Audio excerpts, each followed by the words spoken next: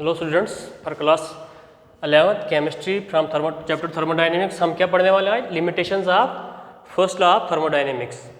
अब देखो, जब हमने फर्स्ट लॉ पढ़ा था तो हमने ये पढ़ा था कि टोटल आपके पास जो इंटरनल एनर्जी चेंज होती है वो होती है heat added to the system plus work done.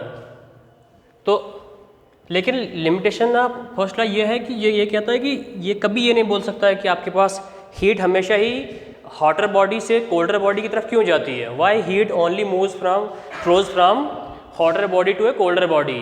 तो रिवर्स ट्रू नहीं है, रिवर्स ट्रू नहीं है। हालांकि कोई ऐसा उसके ऊपर लिमिटेशन वो कोई कांस्टेंट नहीं है कि सिर्फ हॉटर से कोल्डर की तरफ ही हीट जानी चाहिए, या फिर आपके पास कोई ऐसे प्रोसेसेस होते हैं वो जो एक ही डायरेक्शन में चलते हैं। रिवर्स डायरेक्शन में पॉसिबल नहीं, जैसे कुछ केमिकल रिएक्शन सिर्फ एक ही डायरेक्शन में हो जाती हैं और दूसरी डायरेक्शन में कभी पॉसिबल ही नहीं है। तो लिमिटेशन को समझने के लिए फिर इसकी लिमिटेशन की हम ओवरकम कहाँ करते हैं? सेकंड लॉ ऑफ थर्मोडाइनमिक्स में। कहाँ पर?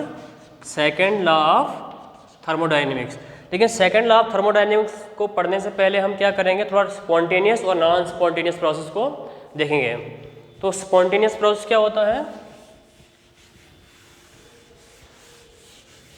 Spontaneous process and spontaneous process. A process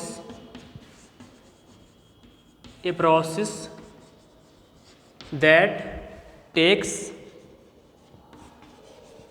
place on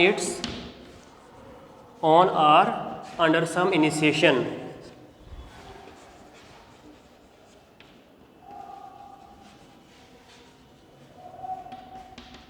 मतलब ऐसे प्रोसेस जो अपने आप हो जाते हैं या फिर जिनको करने के लिए थोड़ा इनिशिएट शुरू करना पड़ता है, बाद में वो खुद ही होते जाते हैं। जैसे फॉर एग्जांपल आपके पास heat flows from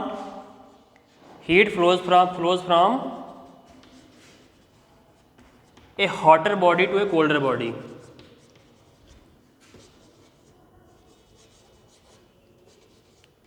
to a colder one कि हीट हमेशा क्या करती है? एक हॉट ऑब्जेक्ट हमेशा हीट, या तो अगर आपके पास एक हॉट ऑब्जेक्ट है उसके हॉटर पार्ट से कोल्डर पार्ट की तरफ हीट मूव करती है, या फिर एक ऑब्जेक्ट से दूसरे ऑब्जेक्ट की तरफ हीट तब तक मूव करती है जब तक थर्मल इक्विलिब्रियम ना हो। लेकिन ये क्या है? स्पॉन्टेनियस प्रोसेस, इसको कोई इनिशिएशन की ज़रूरत नहीं पड़ती है। इवापोरेशन ऑफ वाटर, इवापोरेशन, पानी को आप कहीं भी रखिए ओपन कंटेनर में, ऑटोमेटिकली इवापोरेट होता जाएगा, आपको उसको इनिशिएट करने की ज़रूरत, शुरू करने की ज़रूरत नहीं है। या फिर mixing of gases on their own, जब गैसेस मिक्स हो जाती हैं तो उनको आपको शुरू नहीं करता, आप दो गैसेस को मिक्स कर दीजिए, वो ऑटोमेटिकली मिक्स हो जाएंगी। ऐसी बहुत सारी एग्जांपल्स हैं जो अपने आप होती जाती हैं। और आपके पास ये विदाउट इनिशिएशन है जिनको आपको शुरू नहीं करना है। तो इनिशिएशन वाली कौन सी होती है? जिनको आपको शुरू करना है। For example burning of a candle, या फिर किसी भी चीज़ का बर्निंग आपको करना है तो उसको आपको पहले से आपको मैच स्टिक से आपको बर्न करना होता है, उसके बाद वो खुद ही शुरू हो जाती है, इनिशिएशन। या फिर दूसरी एग्जांपल आप इसके पास ये है कि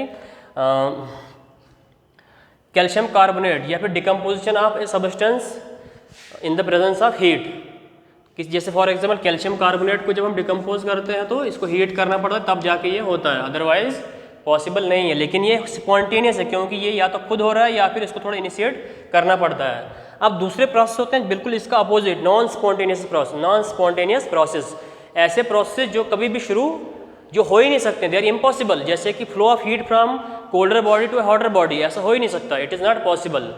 अगर ऐसा क्यों होता है, we will discuss in the upcoming videos, upcoming lessons में हम डिस्कस करेंगे।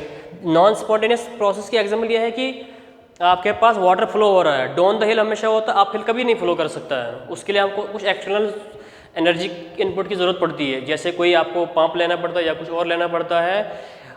और आगे जो अब इसका रीज़न है, उसका रीज़न एंट्रोपी है और एंथैल्पी है, वो कंबाइन करके हम गिब्स फ्री एनर्जी को नेक्स्ट लेक्चर में कंटिन्यू करेंगे। Thank you.